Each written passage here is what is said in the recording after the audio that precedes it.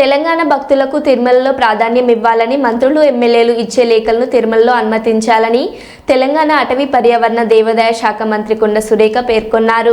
నంద్యాల జిల్లాలోని ప్రముఖ పుణ్యక్షేత్రమైన శ్రీశైలంలోని శ్రీ భ్రమరాంబిక మల్లికార్జున స్వామి దర్శనార్థం తెలంగాణ మంత్రి గురువారం రాత్రే ఆలయానికి చేరుకున్నారు. దేవస్థానం ఈవో శ్రీనివాసరావు ఆమెకు స్వాగతం పలికారు.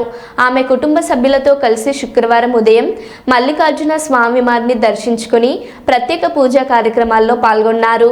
ఈ సందర్భంగా మంత్రికి అర్చకులు ఆలయ లాంఛనాలతో స్వాగతం పలికారు. 2 రాష్ట్రాల ప్రజలు సురక్షితంగా ఉండాలని ఈ సందర్భంగా ఆమె పేర్కొన్నారు. అనంతరం ఆమె మీడియా సమావేశం నిర్వహించారు. తెలంగాణ రాష్ట్రంలో కూడా శ్రీ వెంకటేశ్వర స్వామికి భక్తులు ఉన్నారని, వారి కోరిక మేరకు తిరుమల దేవస్థానంలో తెలంగాణ భక్తులకు ప్రాధాన్యతనివ్వాలని సూచించారు.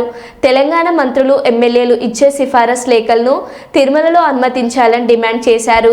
భక్తుల విన్నపాలపై ఏపీ ప్రభుత్వం తమ విజ్ఞప్తిని పరిష్కరిస్తుందని ఆశిస్తున్నానన్నారు.